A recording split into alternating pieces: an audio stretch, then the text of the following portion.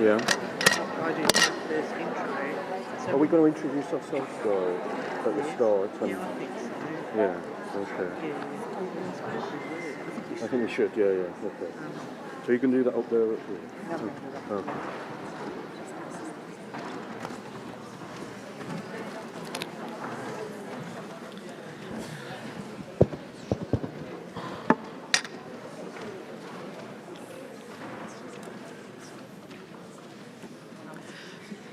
Buenas tardes. Good afternoon.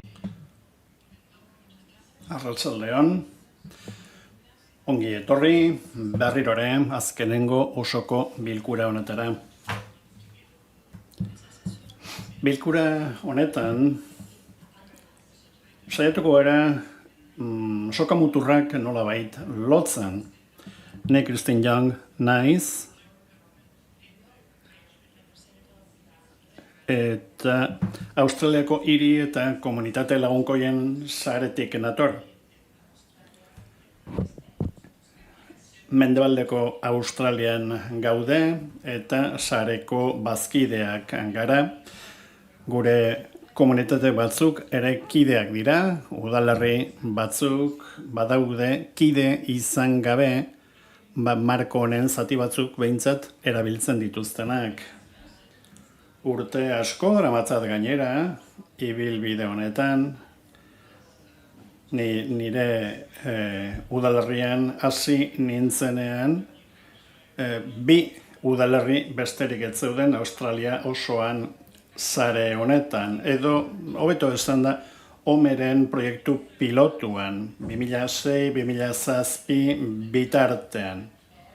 Eta benetan ikusgarria da, zenbat pertsona dauden hemen, bertan, garai hartan egon ginenak. Izan ere, proiektu pilotu horrek erakutsi zegoen nolako inpaktu auki genezaken. Ni garai hartan 40 urte asko nituen, eta gaur adineko pertsona bat naiz.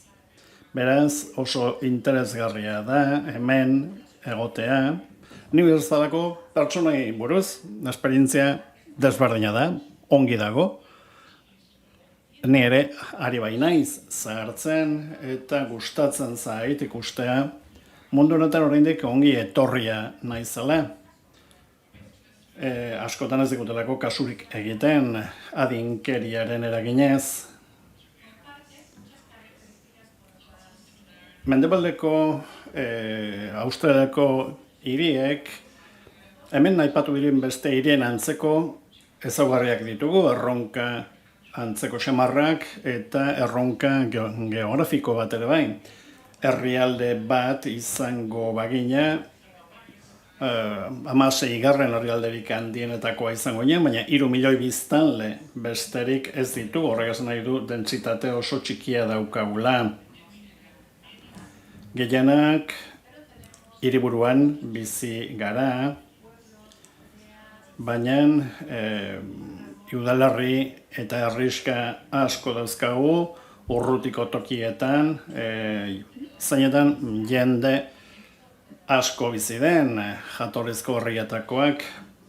Mengo izan aipatu diren arazoetako batzuk, batez ere Espainia landa eremuko Espainiako herrietako arazoak, guren oso berdintsuak dira eta pozgarria da ikustea markoak funtzionatzen duela herri eta herriska txiki horietan. Hasierako diskurtsoan esan zen zahartzea aukera bat izan daitekeela eta ez arazo bat. Eta nik uste dut hemen gauden guztiok bat etorri gaitezkela ideia horrekin. Izan ere, honekin guztiarekin konektatu egiten gara, maila globalean batetik, baina baita gure komunitateekin ere. Lan berezi xamarra dela esango nuke egiten duguna. Zeren gaur egun asko begiratzen diegu banatzen gaituzten gauzei, baina marko hau erabilita ikusten dugu posible dela bat egitea eta balioak eta helburuak partekatzea baita hizkuntza desberdinak hitz egin da ere. Izan ere, hizkera berbera erabiltzen baitugu gizarte eta hiri lagunkoiei buruz hitz egiten dugunean. Eta hori zoragarria da mundu banatu honetan. Jarraitu beharreko eredu bat iruditzen zait. Bestalde, atzera begira jarrita, esango nuke lanean daramatzadan 20 urte hauetan begiratuta, konturatzen naiz, harro egoteko moduko arrazoia dauzkagula, hainbat hiri sartu dira, hainbat komunitate sartu dira 20 urte hauetan sarean. Horregatik etorkizunen oraindik gauza hobeak lortu ditzakegu. Eta oso pozgarria da ikustea hegoalde globaleko herrialdeak ez direla edo ez garela atzean uzten ari. Paul McGarryrekin lan egin izan dut, kongresu hau prestatzeko, ordura arte zumez bakarrik ezagutzen genuen elkar, eta pozgarri izan da niretzat berarekin partekatzea osoko bilkura honen antolaketa. Hitza ematen diot. Eskerrik asko,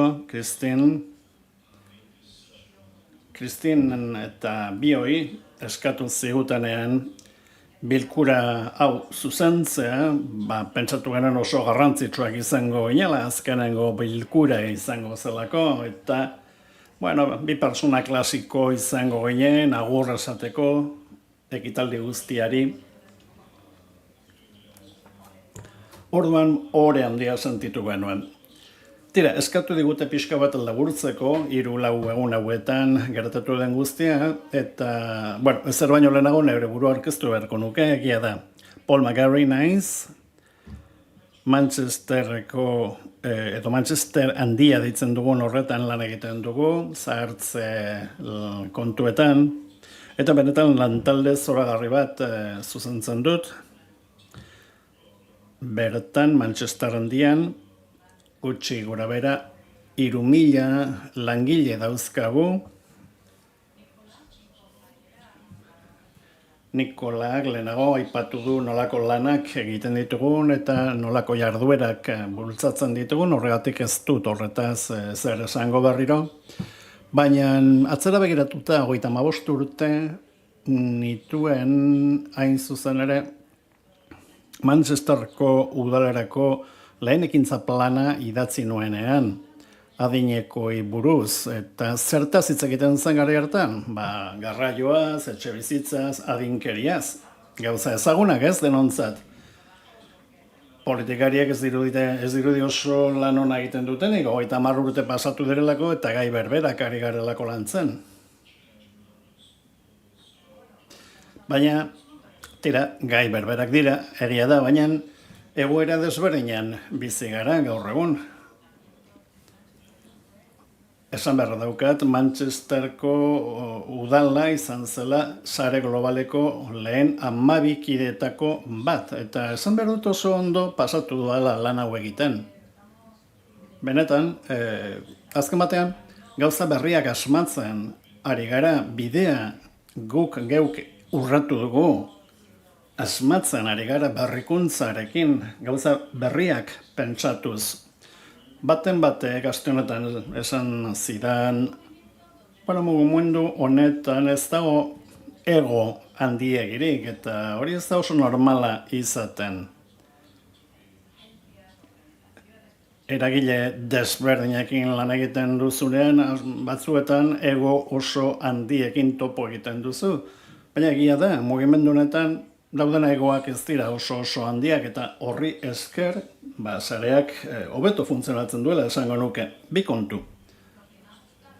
Niri asko gustatu zait, hemen egonda, aste honetan zehar, asko gustatu zait ikustea aspaldiko lagun batzuk, eta baita lagun berriak ezagutzea eta beraiekin hitz egitea.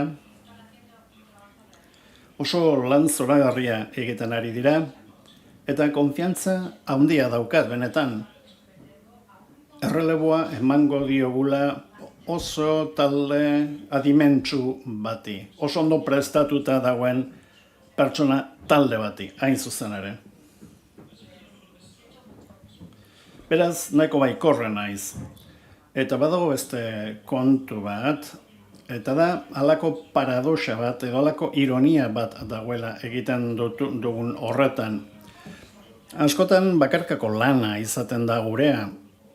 Lan egingo dugu noski udal etxe batean, bulego batean, o unibertsitatean, eta batzuetan,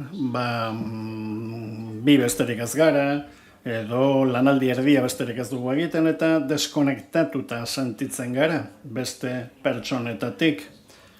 Gure departamentuak txikiak izaten direlako, eta honelako ekitaldi handiak daudenean aukera izaten dugu, hain zuzen ere gauza berbera egiten ari diren pertsona batzuk ezagutzeko.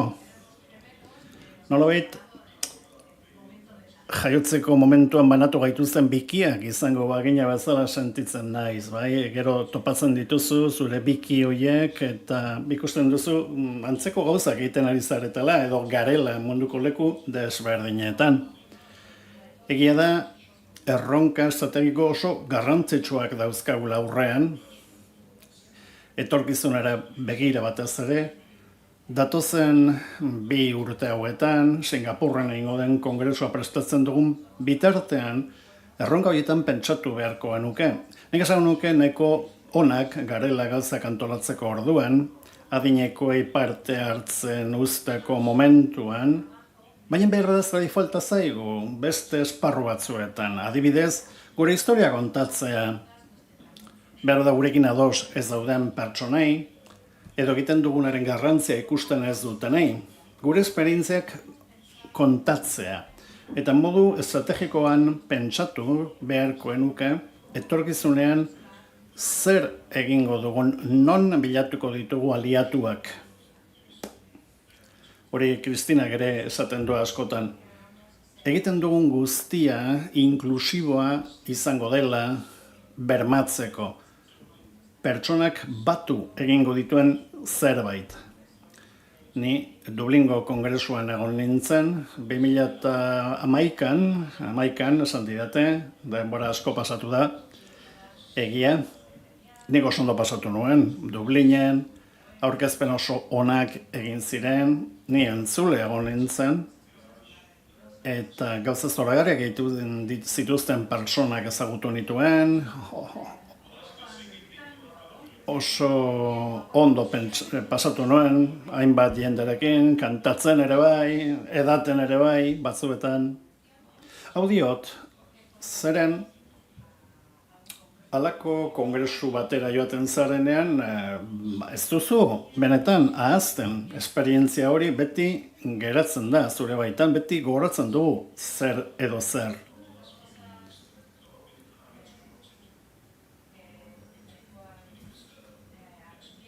Badago bat, halako damu sentsazio ematen didana, eta hain zuzen ere da, COVID-ak eten zuela egiten ari ginen lana, eta tamalgarria izan zen, bai, noski. Bai nik eta bai Kristinek asko hitz egin dugu, Zoom bidez, eta oso ondo dago horrela egitea gauzak, baina askoz ere hobea da elkarren aurrez aurre egon alizatea, behar da ur minerala partekatzen edo beste edo zer, eta bataila zaurri buruz hitz egitea hori faltan botatzen dut onelako kongresu presentzialak ez daudenen. Espero dut etorkizunean aukera gehiago ekiko ditugula gure lanaren alderdi humanoak landu alizateko. Azken gauza bat esan nahiko nuke, txantxa moduko bat da, gure lantaldean askotan egiten duguna. Batek dio, txantxa bat kontatu behar duzu, pixka bat graziosoagoa izateko, behar da, entzuten diatenek pentsatzen dutelago aspergarri naizela. Zerbait kontatuko ez dut, goizean esnatu naiz, oso zoriontsu, Ingalaterrak atzo 4-2 irabazi zuelako, sentitzen du kroaziarren bat baldin badago, baina atzo irabazi genuen futbol partida.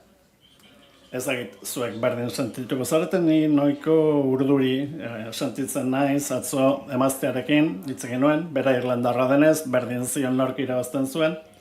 Tanik esan nion, urduri nago, panel bat daukagu hainbat hizkuntzatan, interpreteak, eta berak esan zian. Aizu, urte daramatzazu aurkezpen berbera ematen, zergatik zaude urduri? Espero dut aurkezpen ona izango zela. Eskerrik asko.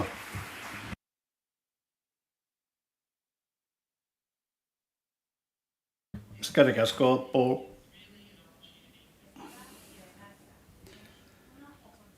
Osoko bilkura hau, aukera bat da zauen ideiak ere entzun ahal izateko, ideia horiek errepikatuko ditugulako. Beraz, eskerrik asko goizean parte hartu duten guztiei, eztabaida taldetan parte hartu duzuenei, zuen ideiak partekatzegatik, besten ideiak kuestionatzegatik, eta talde zoragarri bat eduki dugu, txostengilenak, apunteak hartu dituzte, eta gero bazkaria bitartean laburutu dute goizan egindako lana. Beraz, joango gara galderaz galdera. Lehendabizi, fonekari eskatuko diot, lehen taldea. Saiatu gaitezen lehen debizeko galderari erantzuten. Zerk funtzionatu du ondo markoan? Hemen beraz, talde honetan, zazpi taldetan egin denaren laburpena entzungo dugu. Eskerrik asko, Kristina, hemen geldiruko naiz, ahola espadizue, atsegin handia da niretzat, gure konklusioetako batzuk aurkeztea.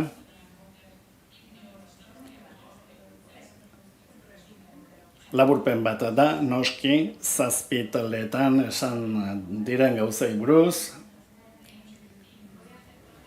Ni batez ere lau gai nagusitan zentratuko naiz.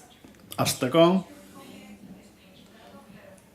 ikuspegi egituratu baina malgua. Horrek laguntza handia ematen die udalerriei marko hau beraien testu inguruetara egokitzeko egitura komon bat mantenduz. Ordan hasi behar da oraingo egoerarekin eta gero epe laburreko helburu batekin. Baita epe luzeko helburu batekin edozein izan da abiapuntua ere. Beraz, horretarako malgutasuna behar da. Domeinuei dagokienez, hau puntu indartsu bezala identifikatu da, baina erronka batzuk ere baditu, eta horiek dira azpimarratu direnak. Bigarren puntu garrantzitsu bat, izan da zerkako ikuspegi holistiko bat. Konpartimendu estankoak apurtzeko, zahartzea gai multidimensionala da, osasunetik arontzago doa eta hainbat sektorari eragiten die zerbitzu sozialak, garraioa, etxebizitza eta beste asko. Hainbat eragile jartzen ditu mahai beraren inguruan ikuspegi partekatu bat osatzeko eta lehentasunak markatzeko. Ni nahi zen taldean, azpimarratu da baitare nolako poztasuna sortzen duen maila lokalean, eta hori aldaketarako motore garrantzitsua da. Batzuek esan dute behar da aprobetxatu beharko litzatekela postbide hori, kutsagarria delako, pertsona gehiagorengana iritsi ahal izateko. Hirugarren puntu indartsua, betik gorako diseinua, diseinu parte hartzailea da. Hain zuzen ere, adineko pertsonek modu aktiboan parte har dezaten, konfiantza sortzen lagunduz, eta sentsazioarekin egiten den lan guztia beraiei ongi dagokiela baita ere. Beste gauza bat gehiago, markoari dagokionez, markoak sare lana eta ezagutzen elkartrukea errazten du, bai maila lokalean eta bai maila globalean ere. Hiri eta udalerriak azken batean marko berbera erabiltzen ari dira eta horrela errazago da partekatzea norberaren praktika onak eta batzuk besteengandik errazago ikas dezakete. Askok azpimarratu dute kongresu hau informazio eta inspirazio iturri oso ona izan dela. Eta gure sarea aurrera bide motore bezala identifikatu dute. Beste puntu indartsu batzuk, labur, ikusgarritasuna eta sustapena. Hau da, marko honek adineko belaunaldien ikusgarritasuna handitzen du agenda publikoan eta aukera ematen die parte hartze aktiboa edukitzeko. Beraz, zahartzea ez da gai sektorial bat, baizik eta lehentasun bat gizarte osoarentzat. Beste puntu indartsu bat, konpromiso politiko indartsua izan beharra da, hain zuzen ere. Sare globalaren laguntzarekin eta beste sare lokal edo regional batzuen laguntzarekin. Kontua da beti ere horiek lerrokatuta egotea. Beste puntu garrantzitsu bat, politikarientzako tresna praktikoak dira. Markoa azken baten tresna praktiko bat delako, bide horri bat ematen duena, abiapuntu bat azken batean eztabaida edo elkarrizketa baterako. Beste puntu indartsu baina aldi berean erronka den bat, sarearen markarekin zerikusia duena da. Marka bakarra dugu eta beraz helburu bakarra eta lehentasun berberak eta horrek asko laguntzen du ikusgarritasuna lortzen.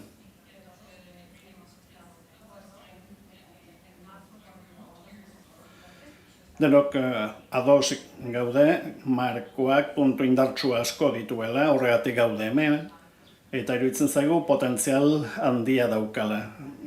Nik uste dut oso eztabaida interesgarriak eta beratsak eduki ditugula puntu indartsuei buruz.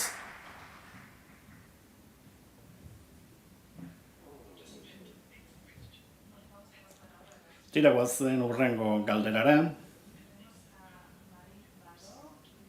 Mari Balot, Aliza Baf, dauzkagu. Berak ere, laburpen bat egingo du. Bigarren galdera, zein dira markoaren erronka nagusiak? Eskerrik asko, Kristien, frantsesez izango dut. Eta nire lagunak gero ingelesez. 3 gauza aipatuko nituzke. Batetik, ikuspegi honekin konpromisoa hartzea programa bati ekiteko eta iraunkortasuna bermatu ahal izateko. Konprometitu ahal izateko geure buruarekin sinestuta egon behar dugu. Sinestuta eduki behar dugu indarra badugula eraldaketak lortzeko. Batzuetan konfiantza falta zaigu, zalantzak ditugu gure gaitasunari buruz. Horregatik beharrezkoa da sare baten laguntza izatea udalerrien aldetik edo konprometituta dagoen jendearen aldetik. Zerren batzuetan aukerak pasatzen uzten ditugu, behin udalerriak konprometituta daudenean eta ekintza plan bat daukatenean, erronka hori praktikara eramatea da. Eta gauzak praktikara eraman behar baditugu, noski diferentziak egon daitezke planifikatu dugunaren eta egiten dugunaren artean. Eta askotan, ez dugu pentsatu behar hori porrota denik. Azken batean ikasten ari gara. Eta askotan hori dokumentatu behar dugu. Gero hortik ikasi ahal izateko. Eta horrela, hobeto erantzun ahal izateko dauden beharrei. 3. puntu bat, iraunkortasuna denboran zehar. Batzuetan jendeak kezkatzen da ekintzak oso galkorrak edo iraupen gutxikoak izaten direla. Erronka bat batez ere boronduta politikoa da. Badakigu politikariak badatozela eta badoazela, baina gobernu desberdinetan lan egiten dutenek, hor gobernu horiek jarraitzen dute, beraz, kontua da bermatzea ekinbide hauek nola iraun dezaketen denboran zehar eta tinko eta irmo jarraitzea hauteskundeen gainetik ere bai. Jakina instituzionalizazioa da behar dena gure azpiegituren instituzionalizazioa. Beste puntu bat da programa hau testuinguru desberdinetara egokitzeko daukan gaitasuna. Goizean ikusi dugu Espainiako udalerri txiki horretaz hitz egin digutenean. Ikusi dugu gaurko modeluak malgua eta egokitzeko modukoa izan behar duela. Eskualde erruraletan lan egiteko, baina baita hirietan ere. Noski desberdintasun multietnikoak egon daitezke edo soziokulturalak. Kontua da mundu guztiaren beharrak ase ahal izatea eta malguak izaten ikastea. Horretarako, batzuetan esaten dugu. Bestei entzun behar diegula, bai funtzionatu duten eta ez duten gauzai buruz. Barkatu, ordenagailuaren erortzen ari zait.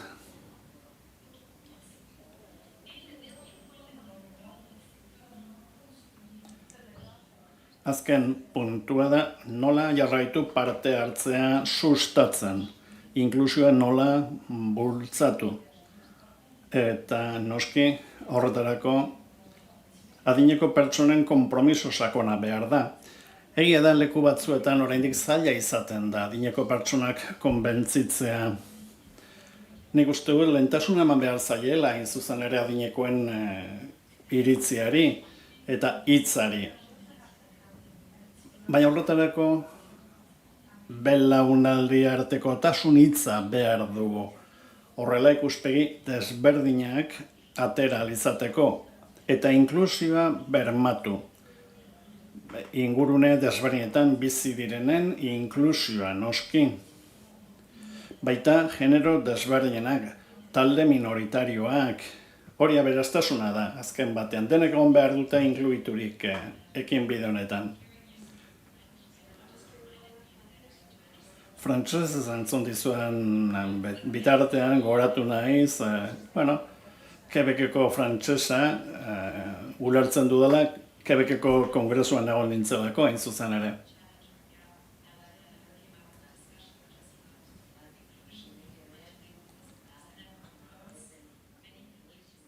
Hizkuntza aniztasunaren bitartez, inklusioa ere egin daiteke, hemen komunitate asko, herrialde asko daude hemen, eta behar bada erabiltzen dugun hizkuntzak ere badu zerikusirik inklusioa lortu ahal izateko, hori ere erronka bat izan daiteke eta pentsatu beharko dugu. Behar bat teknologia berriak erabili ahalko ditugu, hori arazorik konpontzeko, ez dakit.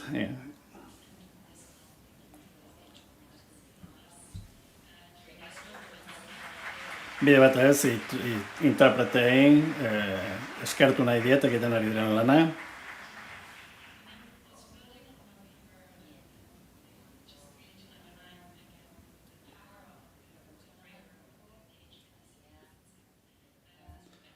Gure taldean esan da, adibidez, komunitate lagunkoiak nahi ditugula adineko personentzat, helburua noski da gaitasuna lortzea, dauden oztopoak gainditzea, eta hiri bakoitzaren errealitatera egokituz. Nik uste dut sarea, tresna oso interesgarria dela, egia da mugak ere badituela, noski.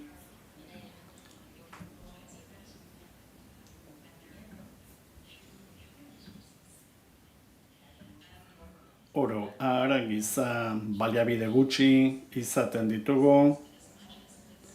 Beste puntu bat atera da, gure taldean, eta da praktikak partekatzea oso gauza inspiratzailea dela. Hori egun hauetan ere ikusi dugu, hemen Donostian. Garrantzitsua da noski, baina irekita egon behar dugu baita ere, edo prest egon behar dugu egiten ditugun akatsetatik ikasteko. Horrela, urrutiago iritsi gaitezke eta elkarrizketa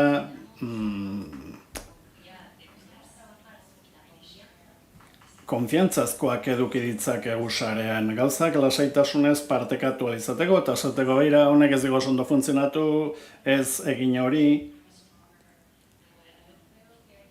Nik uste dut hori esan beharra dagoela. Benetan asko lagundu diezagukelako gauzak hobeto eta azkarrago egiten. Orain esatera noana behar bada ez dago oso lotuta, baina badaude zailtasun batzuk, etiketa, label, zigilu eta gauza hauekin guztiekin. Hau da, badaude logo eta label eta izendapen asko eta badirudi elkarrekin lehian daudela.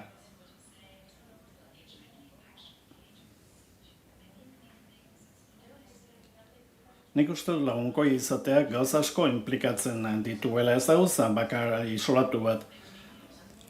Horretarako lan egiten dugunean beste alderdi batzuetarako ere ekarpen handiak egiten ari gara eta horrekin konektatu beharko genuke.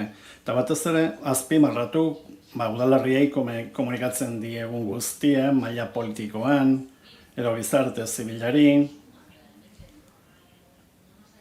Ezin gara isolatu. Batu dezagun pertsona guztien lana, horrela gehiagorengana iritsiko gara. Ekinbide guztiak batera sartuz gizaskubide mailan adibidez. Beste gai bat landu dugu taldean, da ekintza lagunkoiak batez ere maila lokalean egiten direla. Eta beste lekuetan egiten dena entzutea oso inspiratzailea da. Baina batzuetan ez da erraza izaten koherentzia lortzea modu vertikalean, hau da, naziotik eskualdetara eta eskualdeetatik udalerrietara. Behar da, udalerri mailan egiten dugunak ez du maila nazionalekoaren apoioa. Hala izango balitz gauzak hobeto aterako lirateke, segurazki.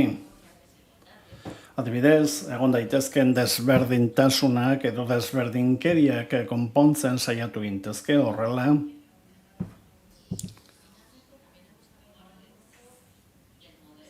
Eta taldean baitare eredua hitz egin dugu. Baditu urte batzuk, oso kontzeptualizazio berezia dauka, eta egoera sozioekonomikoa eta ingurumen mailakoa ere aldatuz joan da. Kontzeptuak ere bai aldatuz joan dira. Zahartzea bera ere modu desberdinan ikusten da, orain, arazo klimatikoak ere bai. Behar bada, ez gaude hasierako marko berberean, gauzak evoluzionatu egin dira eta horretaz ere hitz egin beharko genuke. Ikusi beharko genuken gai hauek guztiak nola evoluzionatzen duten. Eskerrik asko. Yeah, thank you, Murray and Lisa. Certainly in the group that Eskerrik asko biei. Benetan, eztabaida bizia egon da, batez ere erronkei buruz. Orain, hitza eman nahiko nioke beste pertsona bati hirugarren galderari buruz erantzuteko, zertan zentratu behar dugu etorkizunean. Not Hassana, Fatima, biek hitz egingo dute. Eskerrik asko, niretzat ere ohore handia da, hemen egotea.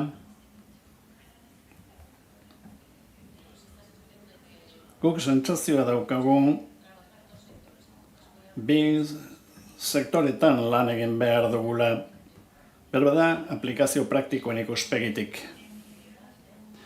Gure eztabaidan ikusi dugu mugimendu hau oso indartsua dela, oso esanguratsua, oso baliotsua ere bai, oso praktikoa. Inklusio handiagoa lortzeko aukera ematen digula. Eta hori esan eta gero, badira lehentasunak, tresnak behar ditugu, gidak behar ditugu, gidalarroak. Hiri lagunkoiagoak lortu nahi olin baitugu, ez zitu zertan zerotik abiatu. Egin diren gauzak aprobetxatu beharko ditugu, tresna horiek egokitu bakoitzaren testu ingurura. Hor sartu daitezke materialak, giza baliabideak,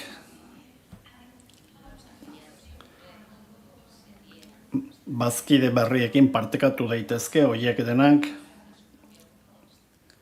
bakoitzak bere testu ingurura egokitzeko gero.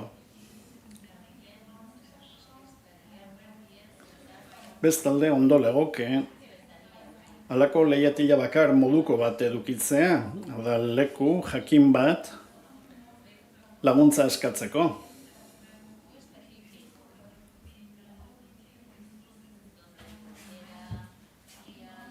Hor gidale erroak, adibideak eta baliabideak leku bakarrean zentratuta laguntza behar dugunean, hori behar badakide berrientzat oso ondo legoke. Gure taldean adibidez iradoki da, praktika onak zehaztasun gehiagorekin partekatu beharko liratekeela behar bada argitaratu. Eta noski akatsetatik igasi hori asko azpimarratu da. Ez bakarrik erakutsi ondo funtzionatzen duena, baina baita ondo funtzionatzen ez duena ere. gero mentorizazio sistema bat, ere ipini beharko litzateke martxan, hiri eta herri desberdinetatik gatoz, elkarte desberdinetatik. Nik uste dut behar dugula mentoria sistema bat, nor bere esperientziak trukatu ahal izateko, egin daitezke bizitaldiak paren arteko elkartrukeak egiteko,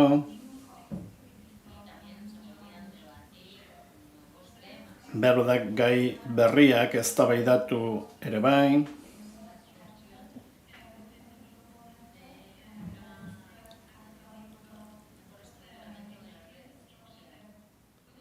gero behar da egitura desberdin bat ere beharko genuke maila globalean, beste mailetan laguntzeko modukoa izan daitekeena.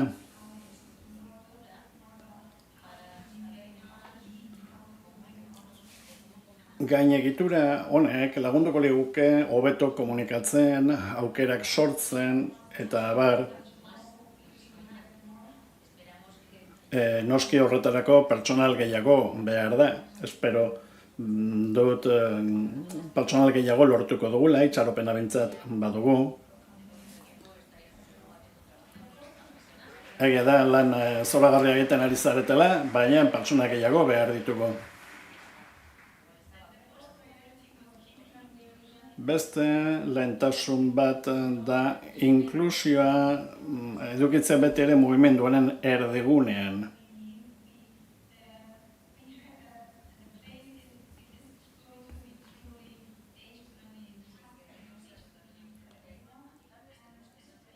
Bertan lagunkoiak izan nahi badugu, pertsona guztientzat izan behar da. Eta markoa hau oso erreminta ahaltsua izan daiteke kide guztientzat, politikoekin hitz egiteko adibidez. Zergatik erakusten duelako nola komunitatu bat batu daitekeen eta onura atera dezakeen komunitate osoak. Eta horrela noski finantzak eta gehiago ere lortu liteke.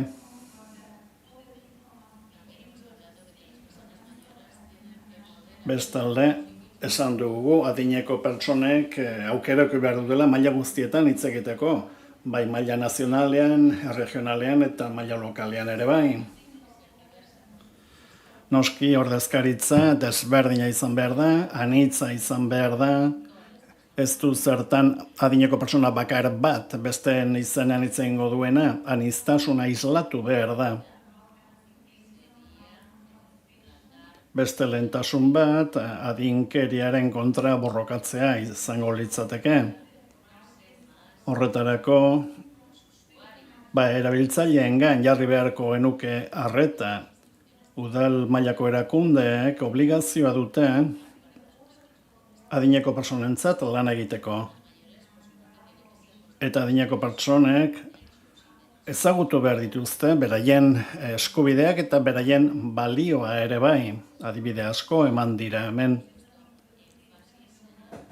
Bestalde, adinkeraren kontrako borroka lantokietan ere sartu behar da, aprobetxatu adineko pertsonen gaitasuna eta ezagutzak. Pentsatu da, omen egin litekele adinekoentzako batzar bat, gazteentzat dagoen bezala. Beraien ahotsa ezagutu ahal izateko, hain zuzen ere. Bestalde, belaunaldien arteko parte hartzea bultzatu behar da. Gazteak ere txertatuz, ez dago zertan gatazkarik egon belaunaldien artean. Gehiago, baliabideak banatu, baliabideak eta baita boterea ere, belaunaldi desberdinen artean. Honekin bukatuko dut eta nire lagunari pasatuko diot mikrofonoa.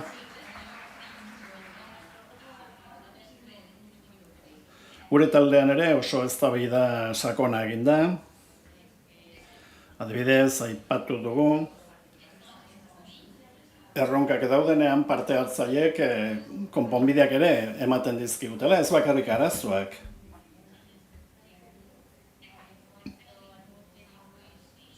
hizkuntzan iztasunari dagokionez, batez ere hegoalde globalaren parte hartzeari dagokionez, gure taldean esan da, sarea irisgarriago egin behar dela ingelesa hitz egiten ez duten pertsonentzat, batez ere frantses hiztunentzat edo hegoalde globaleko pertsonentzat, iak, adimen artifizialak behar da lagundu gaitzake, itzulpenak egiten.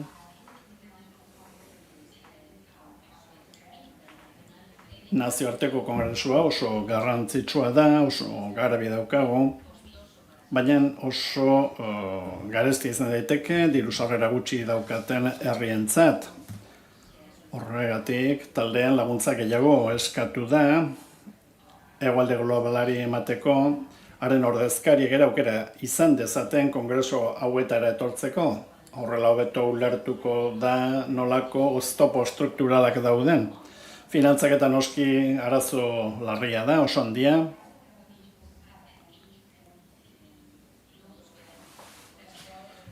Denok nahi dugu, jakina, hiri lagunkoiak lortu, eta horretarako berbada funts bat sortu liteke, baliabide gehiago eman ahal izateko.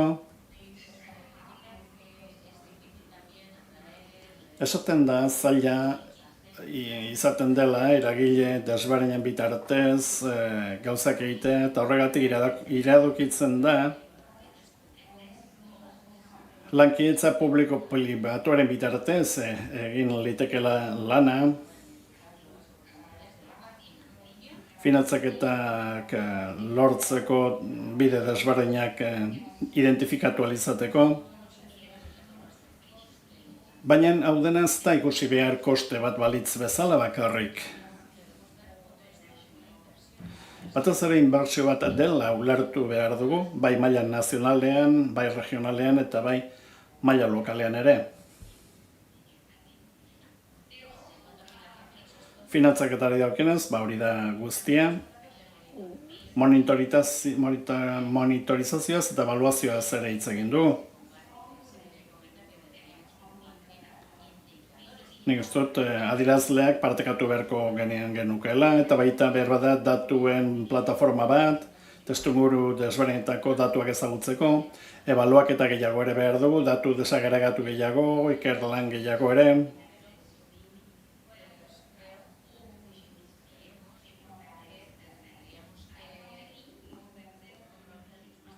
Nik uste dut bideo horretan gehiago konprometitu beharko genukela. Eta noski ez bakarrik praktika onak partekatu, baita akatsak. Akatsetatik ikasi behar dugu, besten akatsetatik guk ere ez errepikatzeko.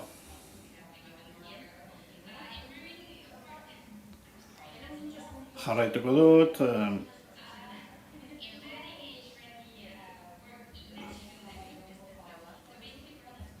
Lan hau politika nazionaletan txertatu behar dugu, hobeto konektatuta egon beharko genuke estrategia eta plan nazionalekin,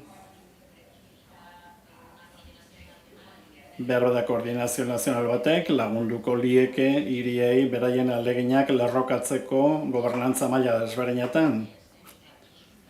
Eta azpimarratu den beste gauza bat da ikuspegi holistikoagoa izan beharko lukeela, ez bakarrik beti gora, baina baita goitik behera ere bai, eta horrek egon beharko litzatekeela bi norabideen artean. Horrek ekintza lokalari lagunduko lieke. Bukatzera noa, elkartasuna sortu epe luzera begira. Hemen azpimarratu da adineko pertsonek beren komunitateen laguntza gehiago beharko dutela, gero eta gehiago, baina ez bakarrik azpiegitura eta zerbitzu mailan baizik eta baita ere kultura bat sortu behar da honen guztiaren gainean, elkartasunaren inguruan, eta horretarako noski prestakuntza behar da besteak beste, era honetako balioak edatu ahal izateko eta orain bai bukatzera noa. Orekatu behar dugu gure ekintza epe luzeara begira, hau da, oreka lortu epe motzaren eta epe luzearen artean. Eraldaketa sakon bat behar dugulako, maila askotan,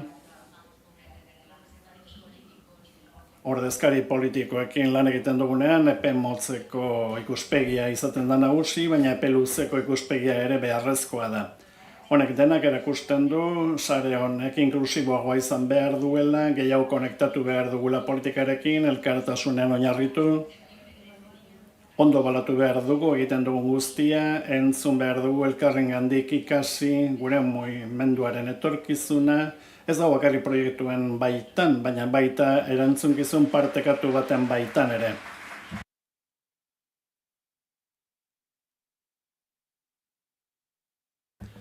Eskerrik asko. Bagenekien galdera honek informazio asko emango zigula. Benetan oso eztabaida berazgarria izan da, zorionak.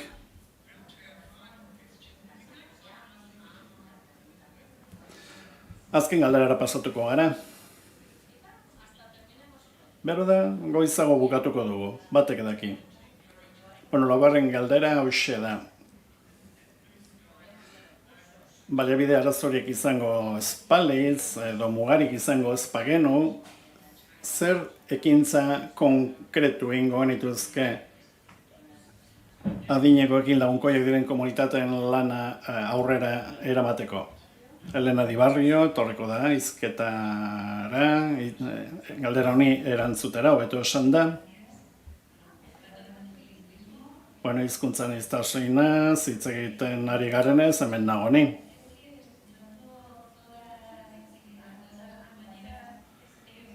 Esan den guztia entzun dut, eta, esango nuke, ideia guztiak atera direla, laburpena izango litzateke, ze ekintza konkretu, lehenago esan den guztia, baina horietako puntu batzuk azpimarratu nahiko nituzke.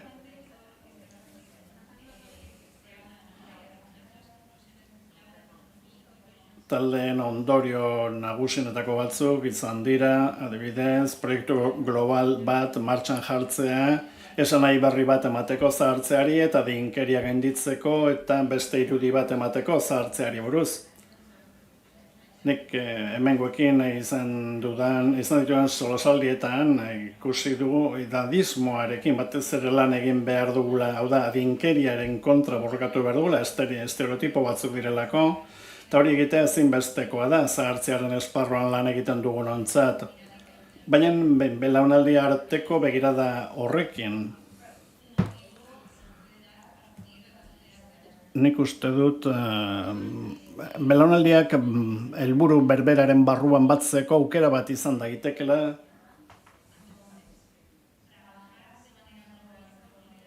Orduan modu globalean lan egitea dinkeriaren inguruan, bestalde, hemen, Euskal Herrian, nire taldean euskera eta gaztelania zegoen, eta hor bildu gara Euskal Herriko asko, eta aipatu dugu ikuspegi desberdinetatik ari garela lan egiten, bizitza plenoa, bizi helburua, eta hainbat gai ateraz, edo orain estrategi berri bat ere badago, bizi helburuaren gaia txertatuta dago, eta egon diren saio desberdinetan askotan entzun dut esaten ikuspegi hori txertatu behar dela, hau da, bizitzaren helburua, bizi helburua kontuan hartu behar dela. Esan da baita ere, estrategiak bultzatu behar direla, hiritartasun osoko hiritartasuna bultzatzeko. Beti ere errespetuan, dibertsitatean oinarrituta eta zaintzan ere bai. Nik uste dut hiritartasuna eskubide bat dela, jabetu behar gara, horretaz, nire taldean adibidez aipatu da, behar bada, heziketan sartu beharko litzatekeela, bai heziketa formalean eta informalean, nola bultzatu, nola erabili eskubide hori. Parte hartzea nola bultzatu eta hori ere atera da, saio guztietan zehar, adinekoen dibertsitatea kontuan izanik, hauskortasuna, dementziak. Nik uste dut arronka bat ere badela Matia Institutuan adibidez, parte hartzen modu inklusiboago horietan zentratu nahi dugu gehiago, ikerlariekin lan eginez, baina baita komunikatzeko zailtasunak dauzkaten pertsonekin ere. Horretarako egokitu behar ditugu, dauzkagun tresnetako batzu, pertsona hauek benetan parte hartzeko aukera izan dezaten. Beste gauza bat ere aipatu da, nire taldean askotan errepikatu den gai bat da kanpaina publiko handi bat egin beharko litzatekeela, gure sareari buruz, ez gaituztelako ezagutzen, oso hiritarrek ez dute ondo ezagutzen, eta beraz kanal egokiak erabili behar ditugu, komunikabideak involukratu, sarearen berri zabaldu dadin. Bestalde, dauden beste ekinbide batzuekin lerrokatu behar dugu, hori aipatu da hemen, eta batek esan du sexiagoak izan beharko genukeela, batez ere aurrekontu lokaletan sartzeko aukera daukaten lekuetan ikusi nola lerrokatu eta nola sartu plan ondo-sendo hauetan. Ikasbideak eta akatsak partekatzea garrantzitsua da eta askotan aipatu denez ez dut errepikatuko. Evidentziak sortzea, ezagutza bezala, hori ere errepikatu da. Maila guztietako kapazitazio ematea, maila guztietan aipatu da, bai adinekoak, bai erakundeak, nire taldean aipatu da baita ere eragin gehiago beharko genukela Latinoamerikan, baina baita eskualde batzuetan, non lagunkoitasuna ez dagoen hain zabalduta. Eta gero maila lokalean aipatu dira gauza batzuk konkretuagoak.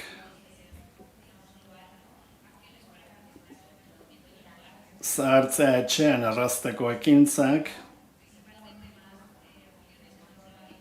batez ere etxebizitzaren inguruan, garraioaren inguruan, laguntza behar duten pertsonen kasua batez ere azpimarratuz, laguntzak ibilgailu elektrikoak erosteko, mugikortasuna errazteko, adinekoentzako zentro komunitario gehiago ere reklamatzen dira, sare komunitariak indartzea, auzo bizitza indartzea, eta bukatzeko kontseilu edo aholku batzuk Singapurreko lagunentzat, datorren kongresura begira eskatu da beste aktore batzuk involukratzea, oraindik sartu ez direnak, adibidez, sarean sartu ez direnak alegia, formatori buruz, espazio gehiago egotea, eztabaidatzeko, sakontzeko, edukiei buruz, emaitzak erakutsi ahal izatea, ebaluatu diren iniziatiben kasuan, finantzaketa ere bai,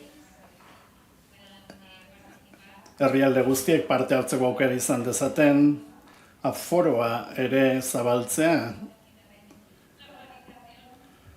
Antolakuntzan ibili garenok, hainbat dei, hainbat email jaso ditugu, pertsona askorengandik, sartu nahi zuten, izena eman nahi zuten, baina ez da posible izan, nik uste dut ahalik eta aukera gehien eman beharko liratekeela, noski mugak daude, baina nik uste dut ikasbideak partekatzea dela gauzarik garrantzitsuena. Beste gauza bat ere komentatu da nire taldean, eta Polek ere aipatu du hasieran, ilusioa mantentzea, lan egiteko txispa hori mantentzea, bizi poz eta gogo horrekin, eta ondo pasatzea egiten dugunarekin hori ezinbestekoa da, lanak aurrera jarraituko badu. Eskerrik asko.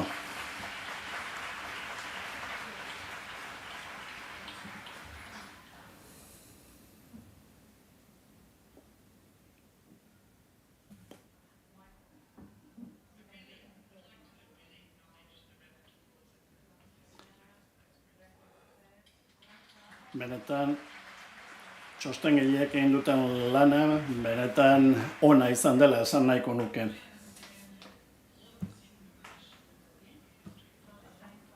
Informazio hau guztia erabiliko da omeri laguntzeko hurrengo pausoak planifikatzeko. Hain zuzen ere, adinekoenkin lagunkoiak diren komunitateen planak hobetzeko. Informazio hau oro bat erabiliko dugu hurrengo kongresua planifikatzeko 2028an egingo da Singapurren. Horregatik oso interesgarria izan da, inbeste ahots entzutea. Eskerrik asko horregatik hain zuzen ere. Bueno, bukatu behar dugu, osoko bilkura hau bukatzeko. Ariketatxo bat eskatuko dizuegu. Aditz entzute aktibo ariketa bat. Pentsatzen duzuena partekatu ahal izateko. Esango dizuet nola egin behar duzuen. Laster eskatuko dizuegu aldameneko pertsona batekin, banan erantzuteko ondoko galdera honi. Galdera da, zer egingo duzu datozen 90 egunetan komunitate lagunkoiagoak lortzeko. Zuetako bakoitzak pentsatu beharko du, zer egin dezakezuen, gauza bat bakarra. Egun hauetan behar entzun eta inspiratzailea iruditu zaizuena. Pertsona batek erantzuna emango dute bestek entzun besterik ez. Eztabaidarik egin gabe, ez da beharrezkoa eztabaidarik egitea. Gauza oso indartsuak gertatu daitezke ondo entzuten dakigunean. Aldameneko pertsonak ez badu zure hizkuntza hitz egiten ez da gertatzen. Baina entzun, ulertzailea beste kontu bat izan daiteke. Besterik ez. 3 minutu emango dizkizuegu, bale?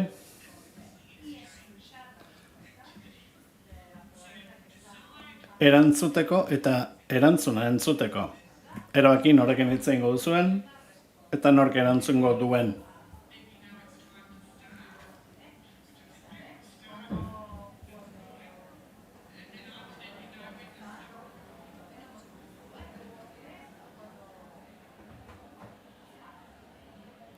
Gero, esango dizuet noiz bukatu.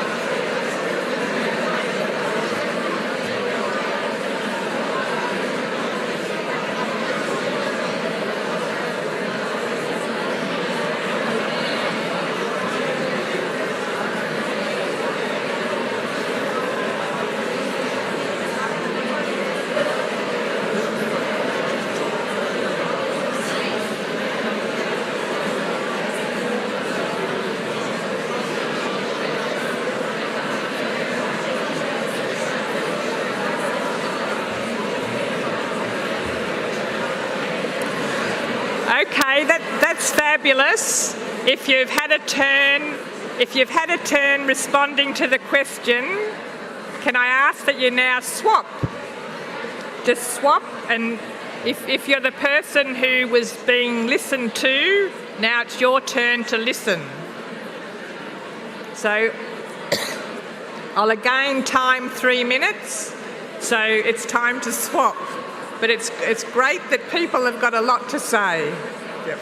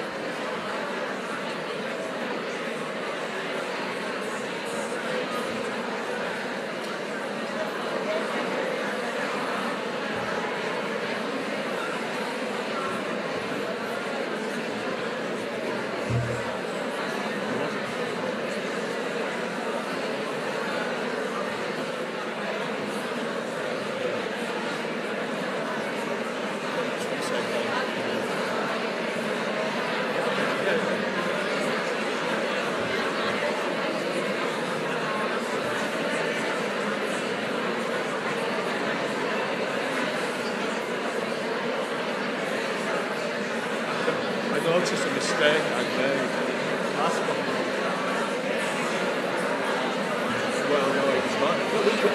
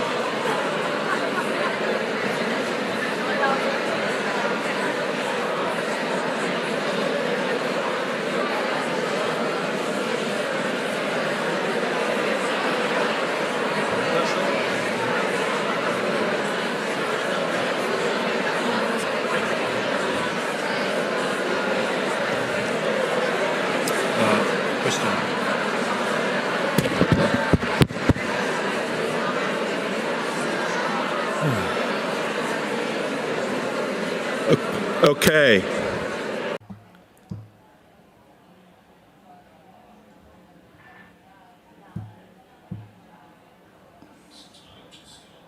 Bueno, nahikoa da, bukatzeko ordua da.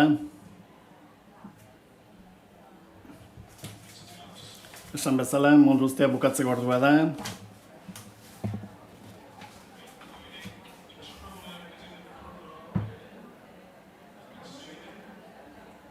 Baina aurrean hizketan zaudeten horiek hitz eta pitz, mesedez, amaitu.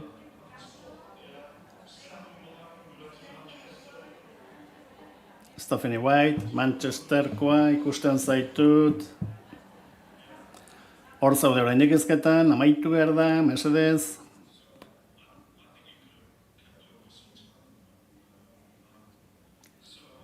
Bueno, asko gelditzen da antza denez, hitz egiteko, edo hitz egiteko gogo handia daukazue. Denbora pixka bat betetzen ari naiz, 20 minutu inguru geratzen zaizkigulako, baina eskerrak eman nahiko nizkioke Kristinari. Bazkaritan ni nintzen gizon bakarra, emakume talde baten erdian, eta behar da horregatik esan diate parte hartzeko, eta honetan gizon bat gutxienez egon dadien.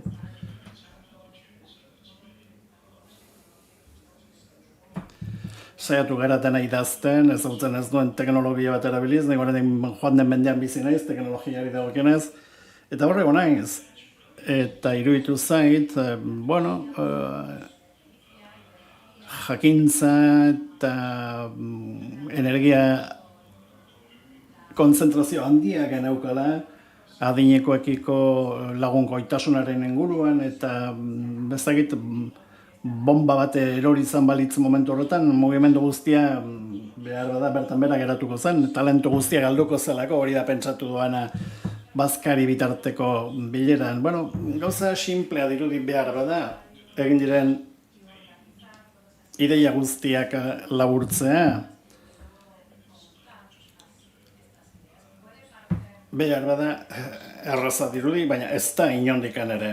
Horregatik eskerrak eman nahi dizkiet txostengile guztiei eta baita entzule guztiei ere bai. Ikusten ari naizean norbaitek salbatuko nauen, esateko nahikoa da, bukatu dugu, oso aspergarria zara, pertsona berriak igoko dira, ea norbait datorren, ni salbatzera, ez?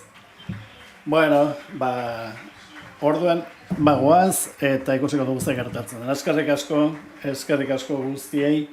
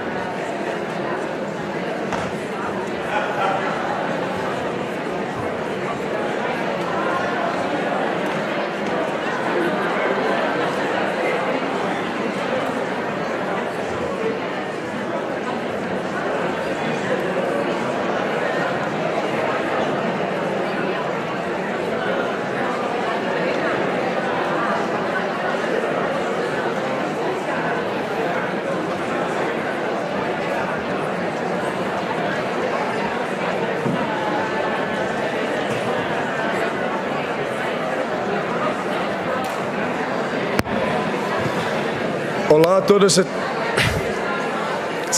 todos e todas. Hi, colleagues.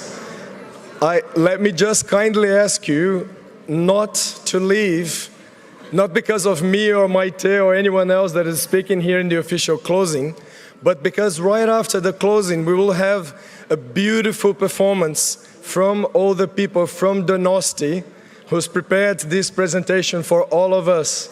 So we promise to be very short with this closing ceremony, and then we'll pass to the fun part, which is to celebrate with all the people from this beautiful city on the closing that they prepared for us.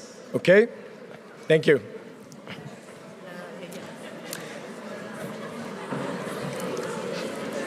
So colleagues, maybe if I would like just to start the ceremony and pass the floor for the city of San Sebastian for some words to kickstart the official closing of our Congress. Please.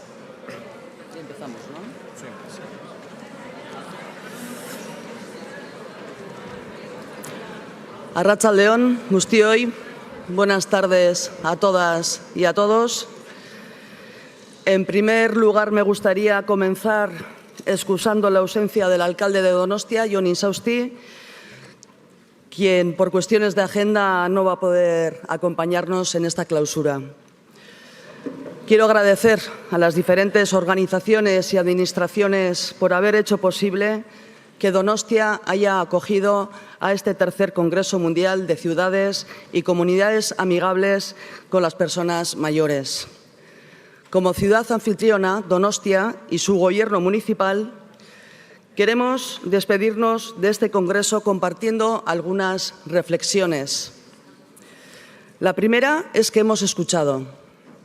Durante estos días hemos conocido experiencias y proyectos inspiradores. Hemos compartido preguntas y también dudas. Nos vamos, por tanto, con nuevos aprendizajes y con nuevas miradas para seguir pensando, responder a los desafíos y oportunidades que plantea una sociedad cada vez más longeva. Una de las ideas que también se ha compartido estos días es la importancia de leer bien los contextos, observar, escuchar, dialogar e interpretar lo que está pasando en cada territorio con profundidad, en toda su complejidad, sin simplificar. Porque cada ciudad, cada comunidad y cada territorio tienen una realidad propia. Pero al mismo tiempo, muchas de las preguntas que nos hacemos son compartidas. La segunda reflexión es que nos hemos reafirmado en nuestra idea de transformación. En Donostia llevamos años aprendiendo que la longevidad es una realidad que transforma la vivienda, el espacio público, la salud, la cultura, la tecnología, los cuidados, la economía o la vida comunitaria. Precisamente, eso nos invita a transformar la manera en que colaboramos y construimos respuestas. Estos días hemos comprobado que esa conversación está viva en muchos lugares del mundo. Hay ciudades, pueblos, profesionales, universidades, empresas, entidades sociales y ciudadanía explorando nuevas formas de afrontar esta realidad. Donostia tiene claro que quiere ser un lugar donde las personas ocupen el centro y donde la amigabilidad, sea una manera de entender cómo queremos vivir juntas y juntos. Y la tercera reflexión sería tejer o que tejemos nuevas redes y alianzas. Nos queda claro que las comunidades amigables se construyen gracias al compromiso de miles de personas que desde ámbitos muy distintos trabajan para que todas las personas podamos seguir teniendo un lugar. Nos llevamos nuevas relaciones, nuevas complicidades y una red más fuerte para seguir aprendiendo unas comunidades de otras. Gracias por haber formado parte de esta conversación. Y para terminar, quiero desear un buen viaje de vuelta a todas las personas que han representado a más de 60 países en este tercer Congreso Mundial de Ciudades Amigables y esperemos volver a encontrarnos muy pronto. Eskerrik asko, muchas gracias.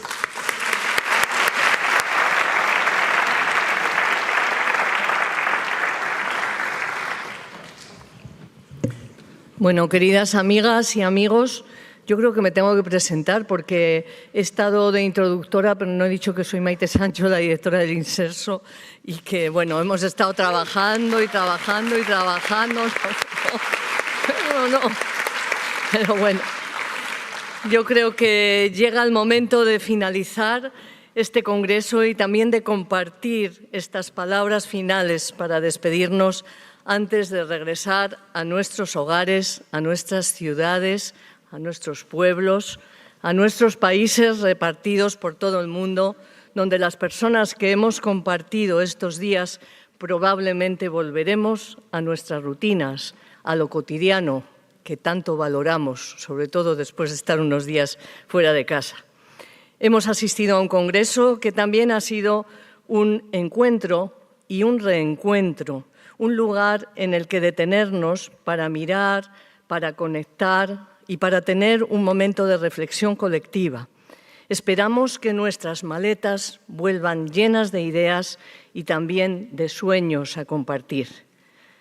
Este congreso también supone una continuidad y una reafirmación, como se recoge en el mensaje del Foro de Alcaldes, una reafirmación del envejecimiento como vector de transformación y como oportunidad de repensar cómo queremos vivir juntos.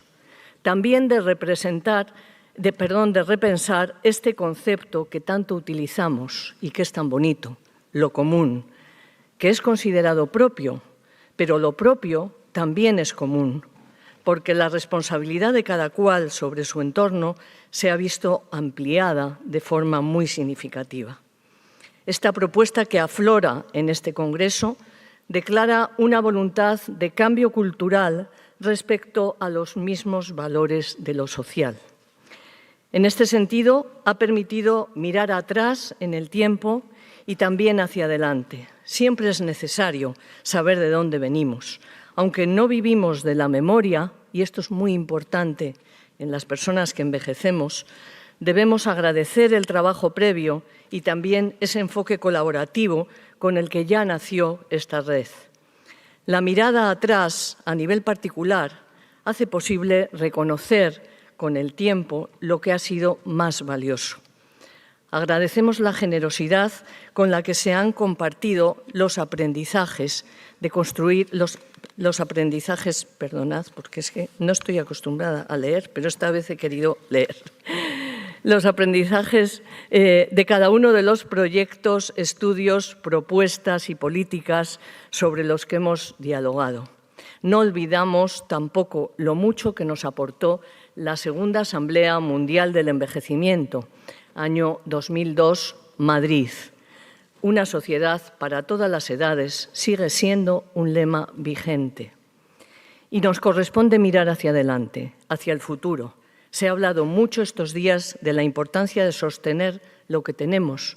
Todos sabemos que vivimos momentos muy difíciles, por lo que este mantenimiento no va a ser sencillo, pero lo tenemos que mantener, casi diría, como sea, ¿no? No siempre es sencillo, efectivamente, porque lo que tenemos es frágil por su propia condición, como todo lo que merece la pena. Y esto es importante. También sabemos, y así lo hemos oído estos días, que estos cambios necesitan tiempo, necesitan paciencia, los ingredientes de lo artesano y del fuego lento. De cara al futuro, hemos conversado sobre los retos, lo pendiente, las posibilidades de mejora y lo inmediato. En estos días se ha hablado de temas fundamentales, con una inmediata repercusión en el bienestar y en la vida común, como la vivienda, el transporte, el entorno, la información o la accesibilidad. Todas ellas son cuestiones que pueden marcar la diferencia entre poder o no decidir, poder o no vivir una vida con sentido, poder o no envejecer donde queremos.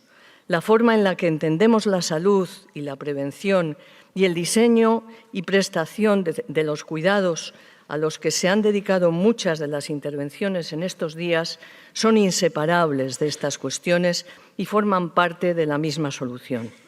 Sin embargo, hay un enfoque que ha atravesado todas las mesas e intervenciones, que está en la base misma de la concepción de esta red y que no quería dejar de resaltar, que es la construcción conjunta. La participación no solo contribuye al bienestar, es un ejercicio de ciudadanía. La aportación de las personas mayores no sirve exclusivamente para nosotros. Las personas mayores contribuimos a la sociedad en su conjunto y nos permiten construir ciudades, pueblos o territorios mejor para todas las edades, para todas las personas. Nosotras no nos ponemos en el centro de ningún sitio, nos situamos al lado de todas y todos y asumimos la responsabilidad compartida de pensar y actuar conjuntamente sobre y en nuestros hogares. Esta responsabilidad compartida supone también considerar la diversidad de factores que influyen en el bienestar relacionado con los lugares y la necesidad de adaptar un enfoque transversal que es prioritario y que a la vez exige un esfuerzo de acuerdo, de coordinación, de solidaridad, de comprensión. La integración permitiría superar las respuestas fragmentadas. Es imprescindible, por tanto, considerar la potencialidad de lo local para integrar las respuestas, ya sea como un espacio de experimentación, de creación de contextos generadores de oportunidades o simplemente como entorno en el que surgen soluciones o en el que facilitar lo que sucede de una forma natural, tal como hemos comprobado a lo largo de estos días de experiencias compartidas, a pesar de que la fragmentación siga siendo un enorme desafío. La escala local es la escala humana, donde suceden las cosas, donde viven las personas, donde se materializan las intenciones y donde se impulsan los vínculos y la vida comunitaria. Las soluciones son necesariamente situadas y las respuestas deben adaptarse a las peculiaridades y a los contextos estructurales, normativos, simbólicos o culturales de nuestros lugares. Por último, se ha dedicado gran parte del Congreso al cambio de narrativa, a la necesidad de modificar el relato y la mirada sobre el envejecimiento desde los distintos puntos de vista, comenzando por cómo nos vemos nosotros mismos. Las personas mayores no somos consumidoras de cuidados, somos sujetos de derechos y de ciudadanía, constructoras de comunidad y generadoras de bienestar. Muchas de las aportaciones de estos días han girado en torno a los derechos y a la Convención sobre los Derechos de las Personas Mayores, que desde este enfoque urgente y necesario garantizan que nadie quede atrás. Por fin lo hemos conseguido, 14 años, y en breve dispondremos de un instrumento que recoja nuestros derechos. España tiene un espacio muy importante en este proceso. Estas iniciativas, tanto la Convención como nuestra red de ciudades y pueblos como comunidad de aprendizaje, sirve también para establecer un lenguaje común en el que entendernos, con el que construir nuestros diálogos y con el que compartir los mensajes pequeños, porque lo pequeño es hermoso. Y queremos lanzarlos desde nuestros lugares, pero que se amplifiquen en el altavoz global que supone esta red distribuida por el mundo. Hemos agradecido en muchas ocasiones estos días y no quiero dejar de hacerlo ahora. Una vez más, gracias a todas y todos por venir. Gracias a esta ciudad amigable, amable, acogedora. Gracias a la Organización gracias a la Organización Mundial de la Salud por su confianza. Y gracias al equipo que ha organizado este evento por el enorme esfuerzo compartido y, sobre todo, por la ilusión y el entendimiento también compartido. Desde el Inserso nos vamos muy orgullosos porque este encuentro ha servido para que construyamos equipo, que no es nada fácil, y en la Administración menos fácil todavía. Nos vamos más equipo que cuando venimos, y eso es muy importante. Como se decía en el primer día del Congreso, defender la amigabilidad es un acto de valentía. Y eso es lo que hemos estado haciendo estos días, defender y reafirmar la amigabilidad juntos. Y especialmente esto es lo que cada una de las personas que estamos aquí ahora mismo seguiremos haciendo cada día cuando regresemos a nuestras ciudades, municipios y territorios en los distintos rincones del mundo, en esta red cada vez más numerosa y más tejida. Y ese es el futuro del que hablaba al principio, y el futuro somos nosotros y nosotras yendo a trabajar el lunes por la mañana, porque el futuro que construimos juntos con las personas cada día y el que transformaremos juntos. Buen viaje y muchas gracias.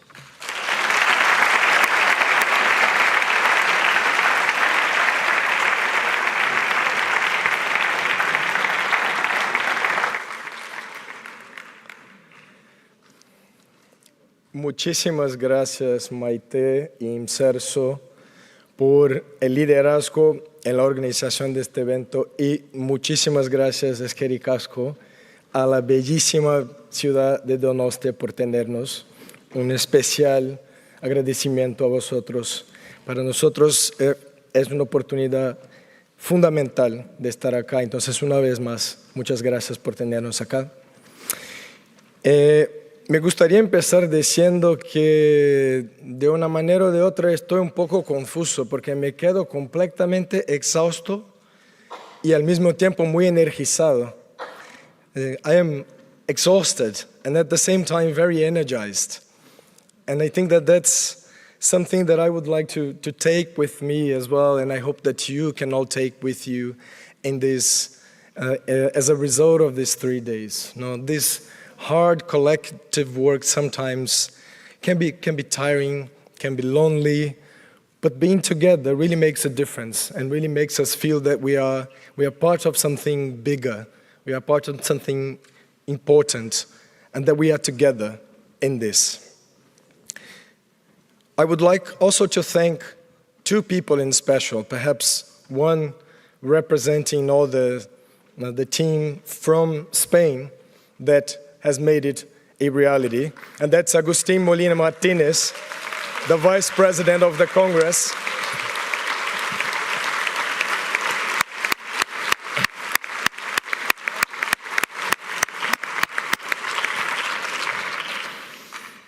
And perhaps representing all the international people that have also contributed and came to this Congress as well, the dear President of the Congress, Ann-Berit Rafos.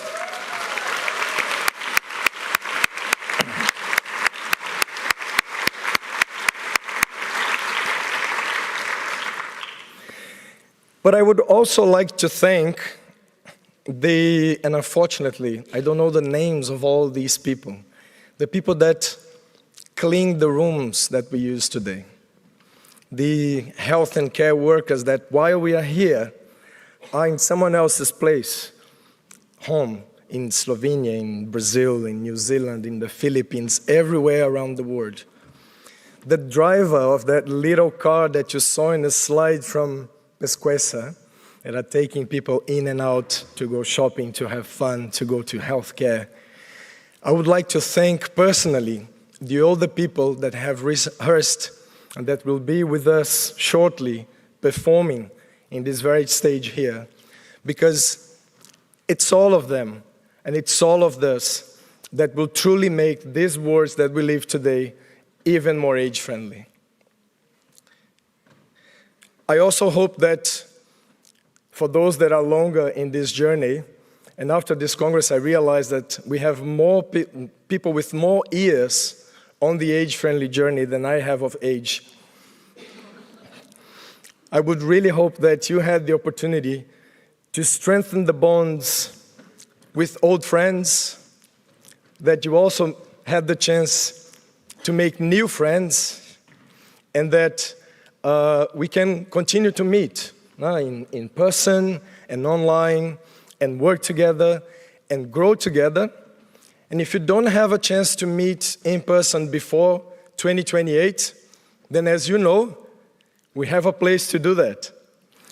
And for that, I would like to invite our dear colleagues from Singapore, Chen, Lee, Ern, for some remarks and some more information on what is coming next. Thank you so much.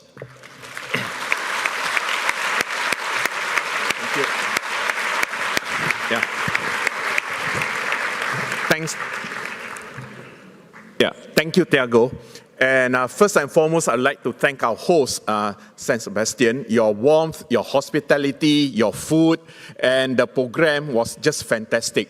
And as the next host, we are filled with some trepidation because how do we match this high standard and warmth that you have shared with us? We will try our best.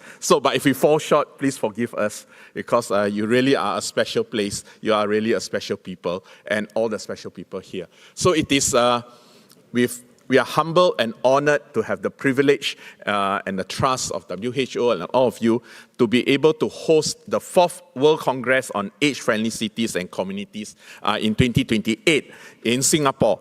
And next.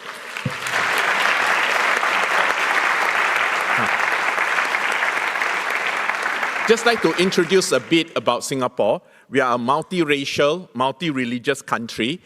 We are a little red dot, a very small country in Southeast Asia. But as you can see, it is our people. And, it's not common that you can have Chinese temple, a church, and a Sikh temple side by side and all in harmony. But what we would also like to introduce to you is our food, which is our national pastime.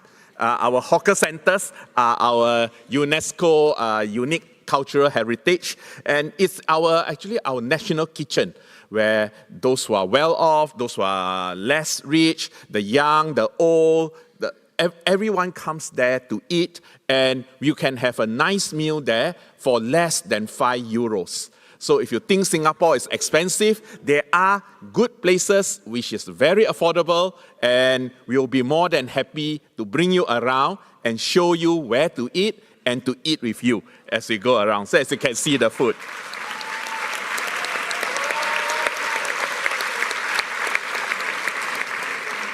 And we also would like you to not just come for the conference and stay in the conference area, but also to travel around. And we have a safe, connected, active mobility network. As you can see, we have our integrated buses and our mass rapid transit. And there are also inclusive infrastructure, which we would like to introduce to you.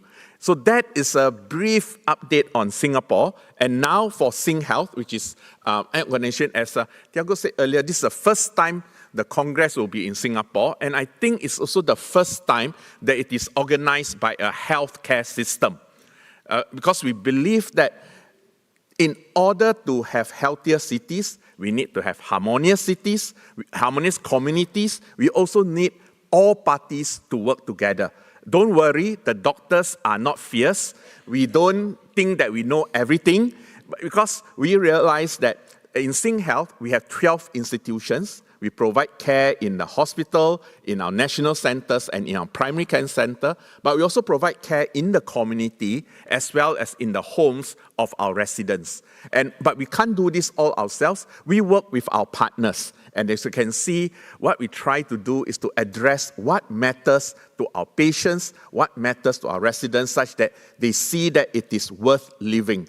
And within SingHealth itself, as part of the system, we have a research institute which is currently doing a study on community aging in place. We are now into the middle part of our study, and we hope by then, we would have, by 2028, we will have results that we could share, what worked, what did not work, because as earlier said, it's not just about what worked. We have around 1,500 subjects on health social integration, physical digital integration, as well as improving the living environment. So with that, I will just like to end and say that even before 2028, we have a workshop later this year, in 2026, in 25th to 27th November, so you don't have to wait 2 years. You just, a few months, the QR code is here, you can register for it, and we'll be happy to see you. But if you can't make it for this, then we hope to see you in 2028 again. So look forward to re-establishing ties, stronger bonds, and making new friends. Thank you very much.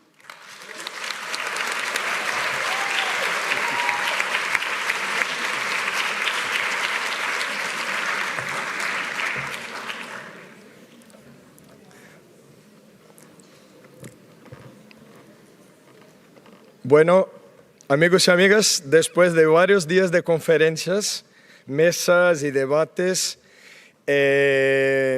hemos querido todos un poco cerrar el Congreso dando lugar al cuerpo y a la presencia y a la expresión artística de las personas mayores sobre las y con las que hemos hablado tanto estos días, ¿no? El Congreso, la primera voz que escuchamos en este congreso fue de una persona mayor, entonces queremos que la última voz y la última imagen también lo sea. Y para eso, nuestras compañeras de Donosti nos han ayudado a traer una actividad que se llama Ondoko, y espero que tenga hablado el euskera bien. Ondoko permite que la clausura abra mismo un espacio para que las personas mayores estén presentes, se expresen y sean reconocidas como parte activa de la vida común. Es una pieza comunitaria que es protagonizada por 25 personas de entre 70 y 90 años y expresa muy bien una parte de lo que Donostia ha querido aportar al Congreso. Una mirada sobre la amigabilidad construida desde la participación, el vínculo, la creación compartida y el reconocimiento de la vejez como fuerza viva de la ciudad.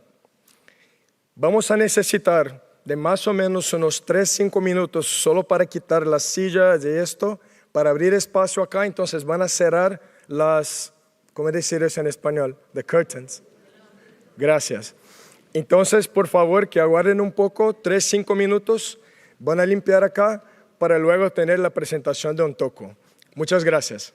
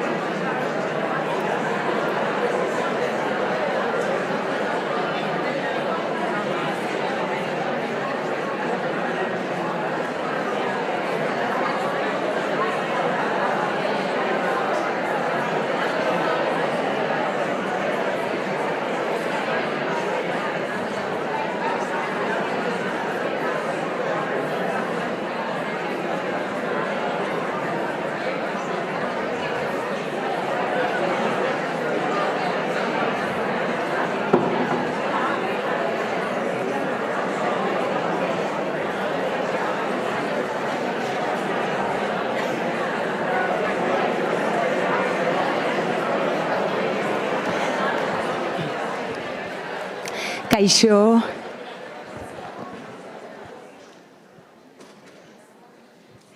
Kaixo, arratsaldeon. Barkatu pixka bat denbora luzea preparatzeko dena. Hemos llevado un poco de tiempo para preparar un poco lo que os vamos a mostrar. Solo queríamos decir que hoy este espectáculo es dedicado a nuestra actriz Carmen Valls, que nos ha acompañado hasta ayer en los ensayos y que nos ha, con esta sorpresa de que hoy no está con nosotras, pero estará con su energía fantástica con que siempre nos ha habituado, una mujer maravillosa, una mujer con una fuerza tremenda, una excelente bailarina, una excelente compañera. Y como hablamos de cuidados, estas personas que cuidamos y que nos cuidan mucho dejan un vínculo que es infinito y que es con que podamos creer que seguimos bailando juntas en este grupo, aunque ya no esté aquí, ¿vale? Carmen Valls, au goreada, esto es para ti, grande Carmen.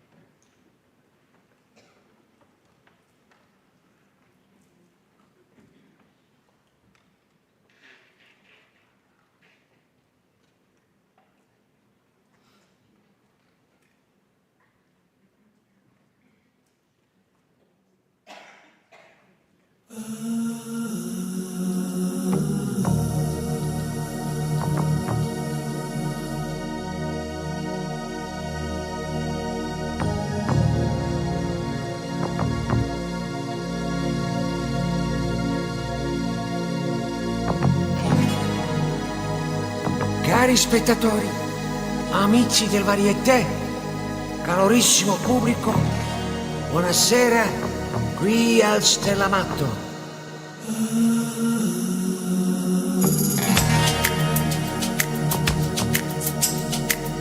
Nella prima parte del programma, venuto direttamente del Cairo, la famosissima Lolita del Sudan, una danzatrice del ventre, accompagnato, come sempre, dalla nostra orchestra Paolo Silvestri.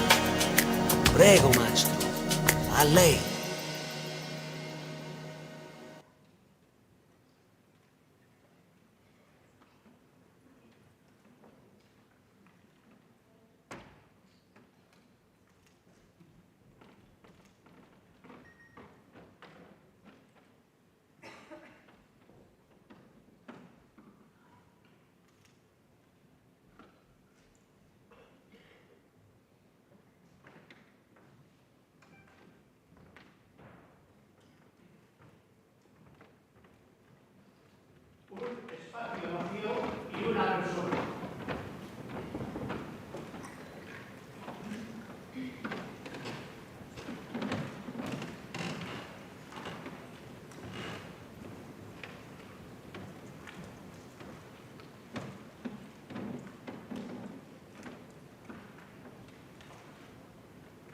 espacio menos vacío y 2 personas.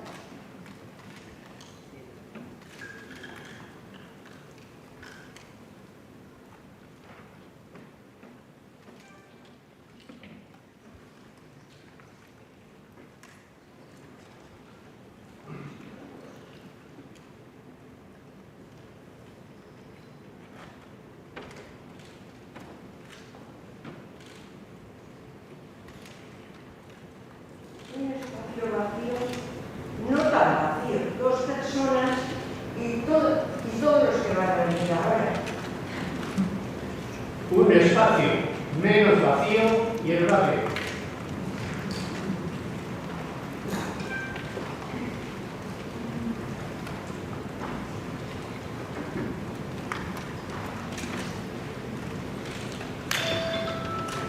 Un espacio menos vacío, el barrio y el público.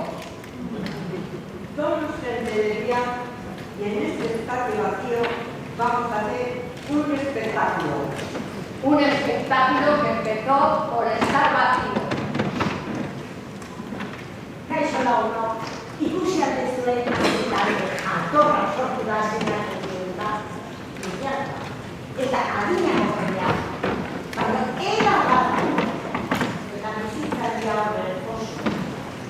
Orain, zuek eta nuen artean, zerbait lilura batia. Presa! Ani!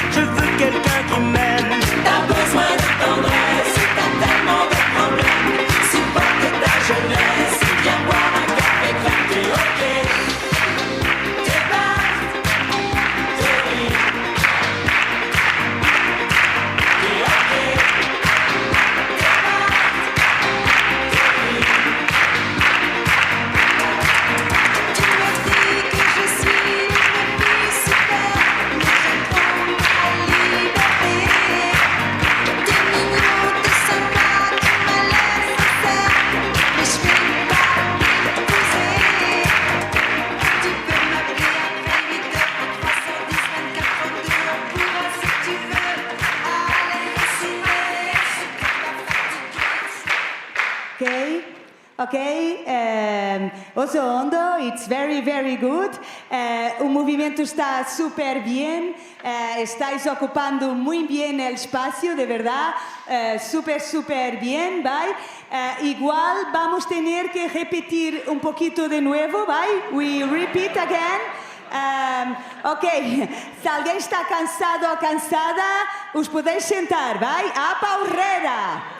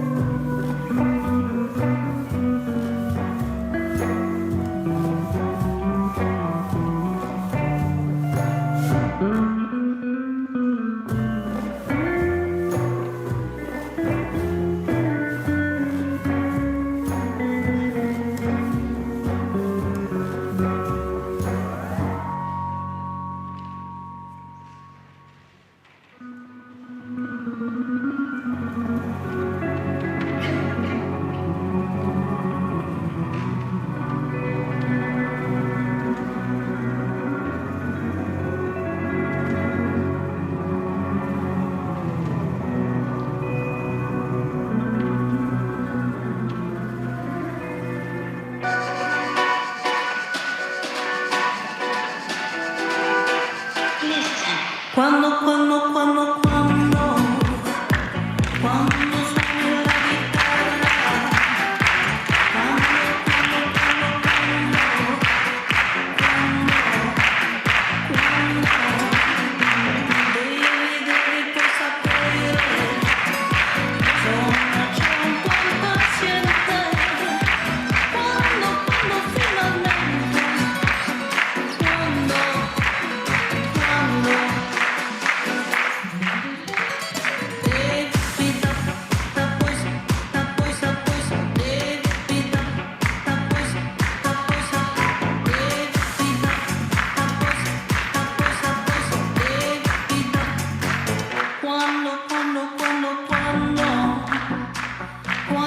suene la guitarra, cuando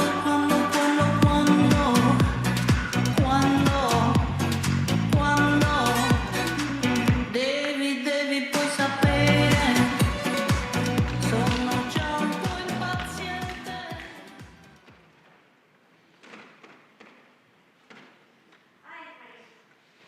Hace tiempo que quiero decirte algo, pero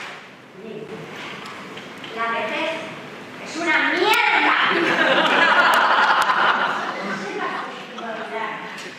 Vivimos y eso ya es un premio. Hacemos lo que nos gusta. Vamos a disfrutar y a vivir sobre todo. Estoy fatal. Hecha polvo. No digo más que fachada. Por culpa tendrás fachada, pero mírame a mí. ¿Sabes lo que te digo?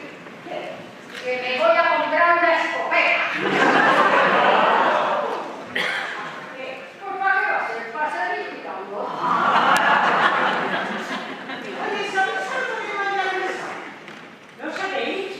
Se quedó viuda. ¿Es usted? Venido del lago, vais a pasar de bomba. Hola, chaval. ¿Y la Luisa?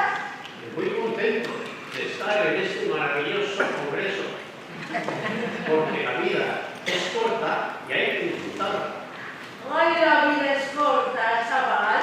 Pero si la vida es una tómbola. La vida es una tómbola. Tómbola de luchero. Ay, que me ahogo.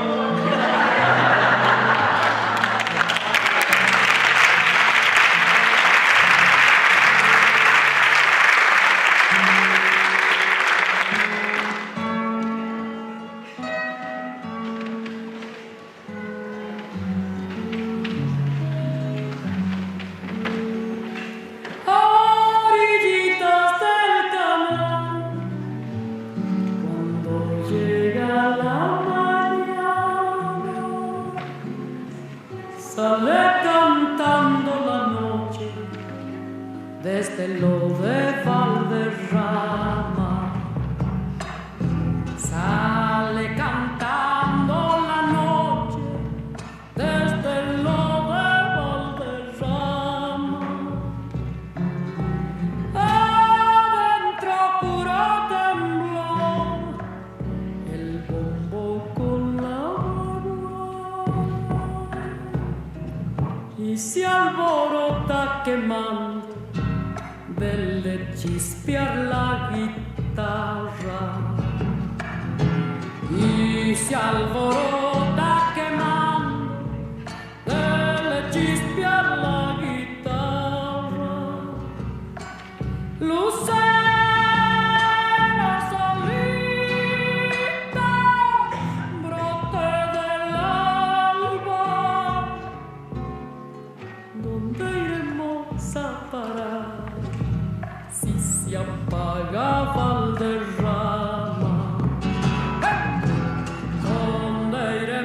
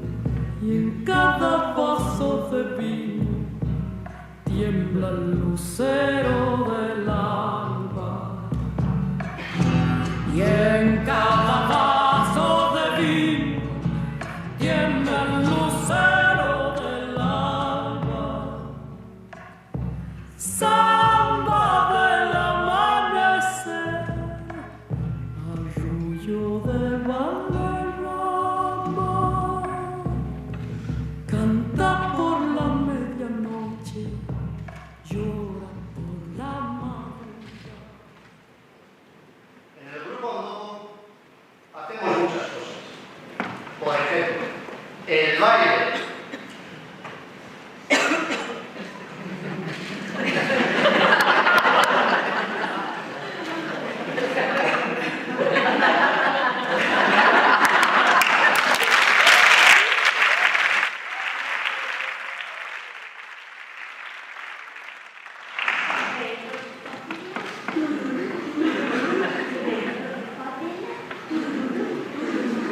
Doctor, mañana no me saca usted la muela.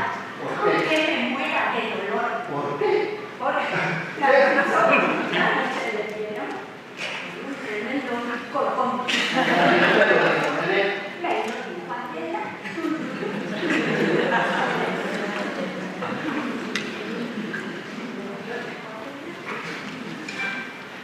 En Ondoco también hacemos el teatro.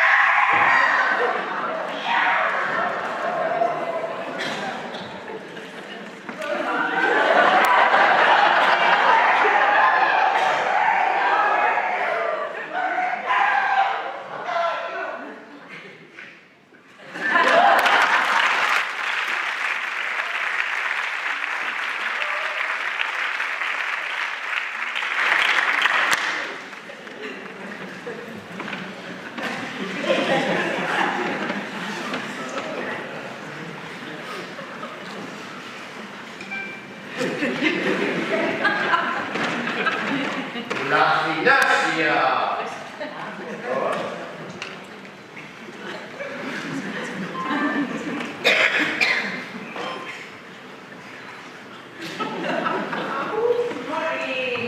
Good morning. Un poquito de gimnasia. ¡Ahí, Titi!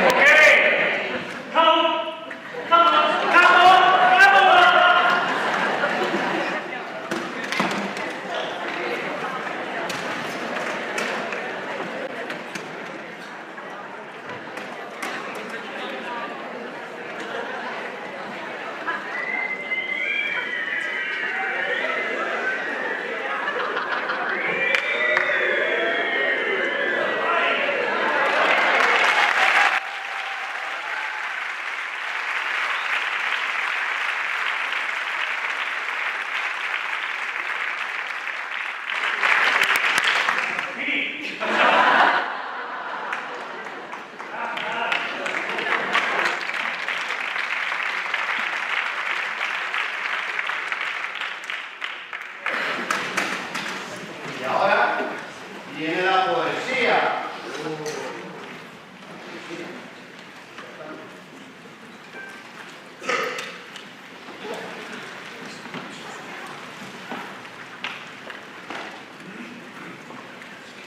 Me lo cortaron ayer las lenguas de todo el tío.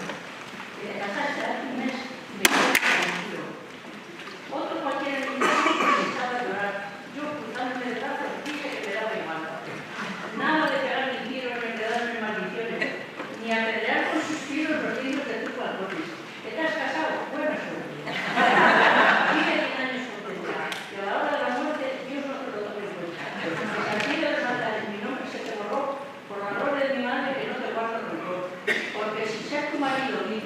tu amante, yo soy quien más te ha querido, con eso tengo bastante.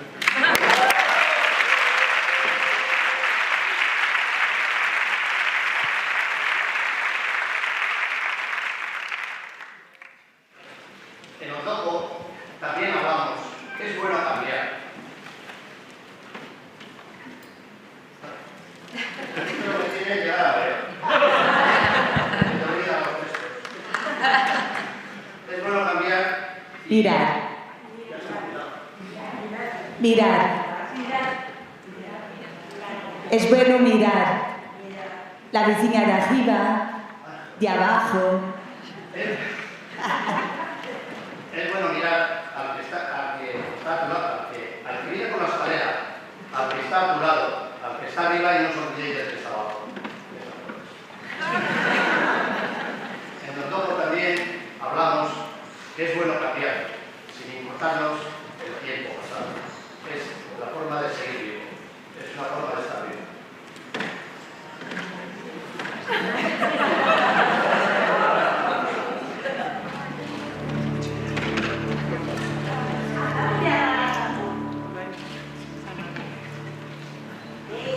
Cerrar los ojos. Itxi begiak. Close your eyes. Cerramos los ojos. Eta arnaza.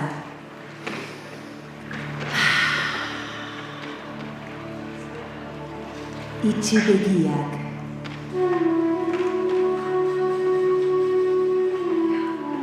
Itxi begiak.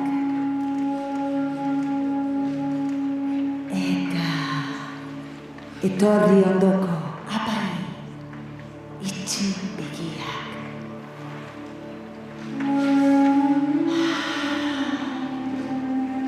Eta arnaza lasai.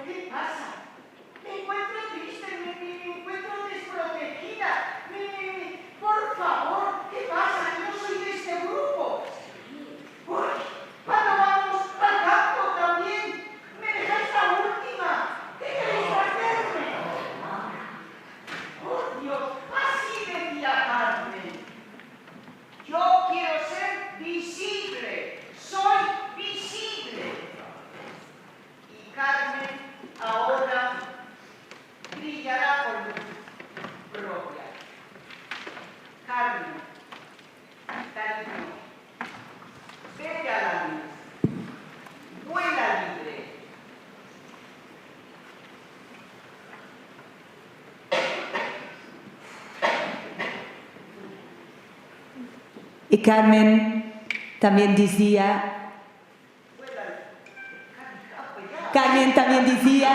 yo no soy invisible. ¡Música!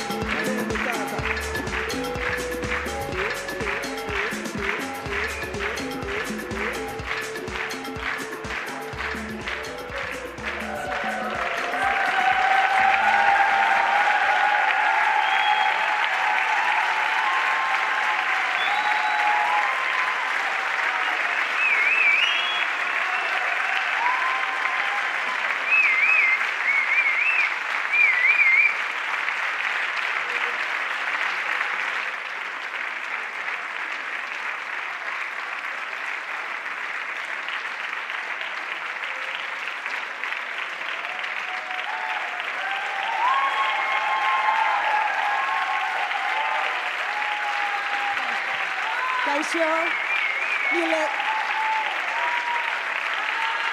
no puedo.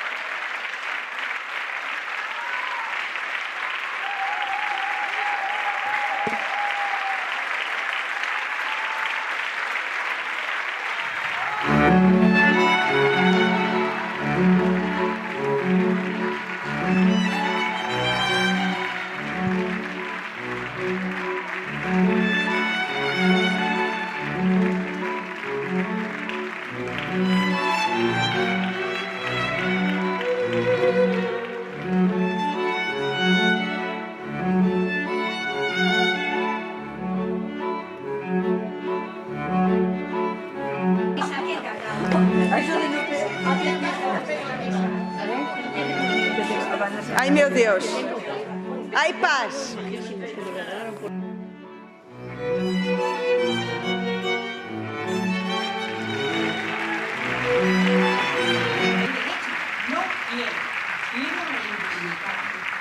No tengo derecho por problemas que no soy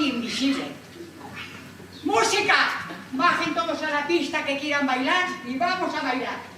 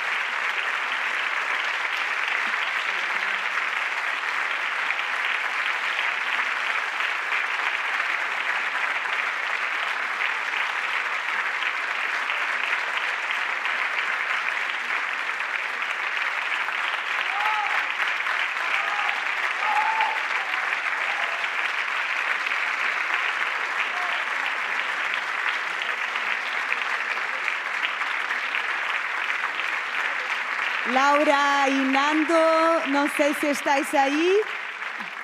Bai, eskerrik asko, benetan, augure talde da, este es nuestro gran equipo, hecha de una fuerza tremenda que cruza el cotidiano y el arte. Y a nuestro equipo vamos a juntar, que no sé si están aquí ya, Nando, Eva Salaverría, Begoña y Laura, solo para estarmos todos arriba del escenario, y María Fernández también, y nos despedimos con un grande abrazo lleno de emoción de estarmos aquí hoy con vosotras. Mil esker.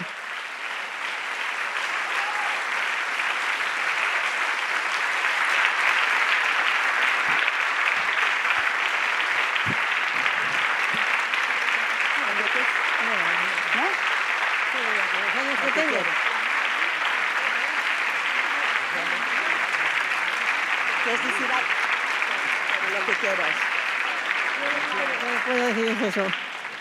Tenemos...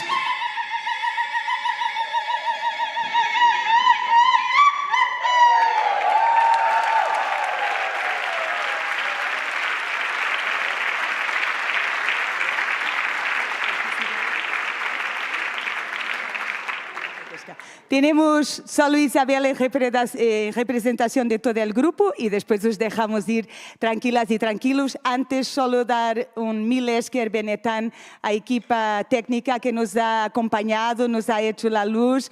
Mil esker y mil esker a Cursal y dejamos la última palabra a Isabel Fernández. Muchísimas gracias por haber venido. Ha sido un honor para nosotros haber llenado este espacio con tantísima gente buena.